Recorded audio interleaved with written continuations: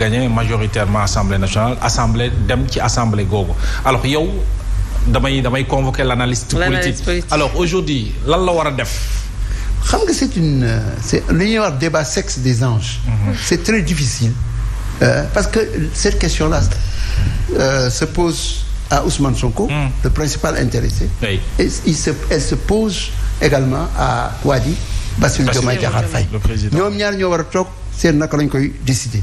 gis naa ku nekk di wax avec des argumentaires parfois même folkloriques prétendument universitaires mais qui laissent à désirer. Dans ce genre de situation. Oui. Comme dirait l'autre, je donne ma langue au chat. ñoom ñaar ñoo ko décider. ñoom ñaar nañ ko décider. Et par exemple Ousmane Sonko bu demoon nekk président assemblée nationale ñu bëri dañuy jàpp ne dootul amati peut-être mainmise ci exécutif bi te alors que aujourd'hui dafa war a gunge bu baax a baax le président. Est-ce que loolu moo ko intéressé. Est-ce que gunge moo ko intéressé. Est-ce que c'est pas le premier prix moo ko intéressé. En étant à l'Assemblée nationale. C'est quoi le premier prix. Être président. Ah oui. La place de Diomaye. Parce que si tu es à l'Assemblée nationale. En cas de décès et de vacance de pouvoir, le président de l'Assemblée nationale remplace le président. Donc en cas de vacance de pouvoir, si jamais l'un démissionne aujourd'hui, ce n'est plus le temps où, comme Abdou Diouf, en vertu de l'article 35 de la Constitution d'alors, 1980, tu pouvais remplacer le président. Bien, c'est le président de l'Assemblée nationale. Cela dit, maintenant, dans les réformes qu'ils veulent introduire, dañoo wax ne dañoo bëgg indi la création d'un vice-président et réduire les pouvoirs du président. Est-ce que les Sénégalais qui avaient refusé cette vice-présidence en juin 2011 dañ ko nangu léegi. est-ce que war nañ ko nangu tey. benn deuxième chose soo ko joxee pouvoir yëpp est-ce que du ñu jékki-jékki am un président réduit à inaugurer comme dirait De Gaulle je pense les chrysanthèmes.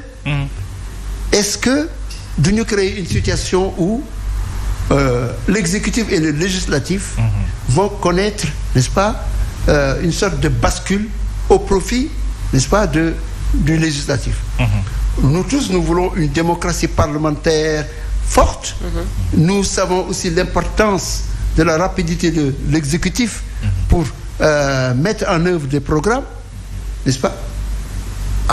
Su fekkee ne dañoo jël pouvoir yëpp jox ko au président de l'Assemblée nationale, si c'est Ousmane Sonko, ou au Premier ministre. Oui. Avoir un président qui serait là que pour le décor, ça c'est pas une bonne chose. Je vous signale que les États-Unis, encore une fois, c'est pas un modèle obligatoirement à suivre, mais je vous dis l'état de la réflexion actuelle.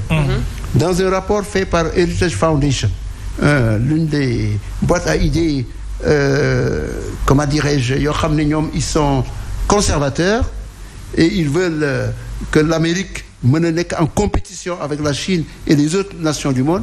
Ñoom ils disent il faut créer un exécutif unitaire nga xam ne nga jox pouvoir bi au niveau de la présidence de la République nga xam ne le Congrès américain qui était si puissant avec la Chambre des représentants et le Sénat, ou encore la justice américaine, ou encore la presse, ne soient pas des entraves à l'application des politiques publiques ou autres que Donald Trump souhaite appliquer. Très bien. Au moment où donc, dans le monde entier, les États cherchent à avoir des exécutifs forts, qu'on en arrive, nous, à réduire la puissance de l'exécutif, c'est un problème.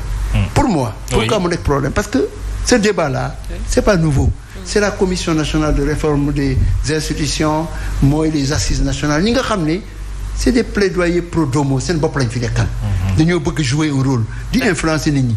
ñooñu ñoo ñëw naan voilà, il faut donner le pouvoir au Parlement. Le problème c'est pas ça. Le problème c'est d'avoir des leaders honnêtes et justes.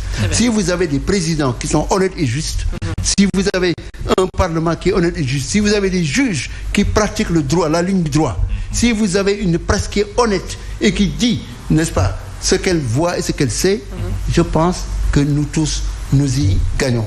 Tel ne semble pas être le cas pour le moment. Donc mais bu ñu commencé rek yaakaar ne voilà Diomaye dafa war a bàyyi trop de pouvoir jox ko Sonko. Encore une fois on risque d'avoir des compétitions à la Dia Senghor qu'on a connu en 1962-1963. Dualité au sommet de l'État. Alors entre vice-président, premier ministre ou le président de l'Assemblée nationale, on attend de voir et j'espère que vous allez revenir ici pour analyser, voilà, décrypter justement actualité boobu. On va en reparler. Mais vous avez parlé tout à l'heure et il faudrait que peut-être ñu ñëw ci mooy du décès de Mamadou